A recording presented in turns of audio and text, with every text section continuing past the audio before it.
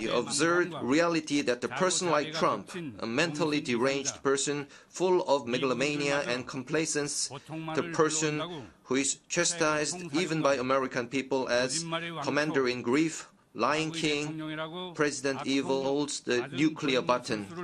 These are what constitute the gravest threat to the international peace and security today.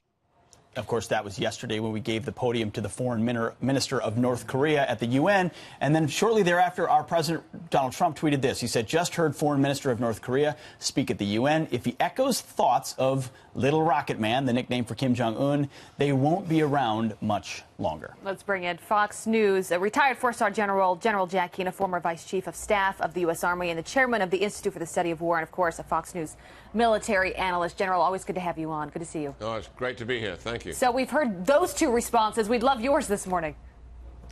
Well, I think, I've been watching President Trump for 9 months very closely and listening to all of his advisors and what they're doing. And I really believe the strategic framework for the United States has changed rather dramatically. He is putting the United States back on a global stage as a world power, promoting peace, prosperity, and stability. And he's reassuring our allies in the Far East, in the Middle East, in Europe, and also in South America. And then he's wanting, and this is where we are now, he's wanting to confront our adversaries in a way that the previous administration has never done.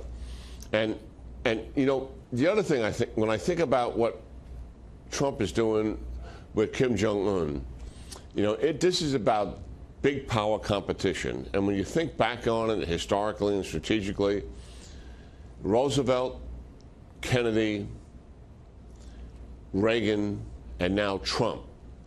And it has to do with, the occasions that they were dealing with. Not as much as about them, but they were given historic moments to deal with. And they all understood the same thing, that big power competition was a fundamental test of will.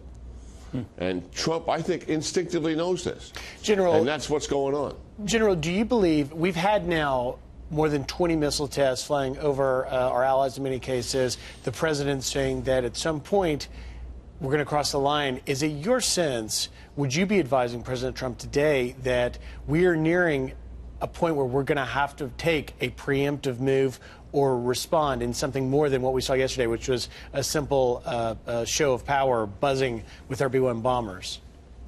Yeah, I mean, what happened here is the Kim dynasty, 3 presidents permitted nuclear weapons, and Kim Jong-un recalculated during the Obama administration that saving his regime by pointing nuclear weapons at South Korea wasn't sufficient. So he decided he wanted to be like Russia and China and point nuclear weapons at the American people, nuclearized ICBMs.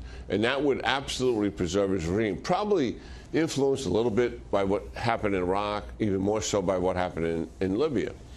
All that said, Obama, I believe, took the military option off the table, and Kim Jong-un knew that.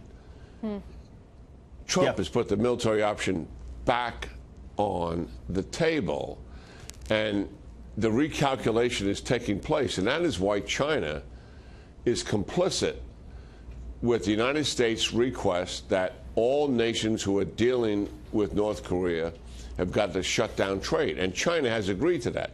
That's never, ever happened before. So the threat of Trump using the military option is in the head of President Xi, and it's in the head of Kim Jong-un. We'll see what happens in the future. Keane, great point. I mean, the credible threat of military force is required if you want to get anything done diplomatically or through states like China. Thank you very much for your time, General Jack Keane. Good to see you, General. Appreciate it.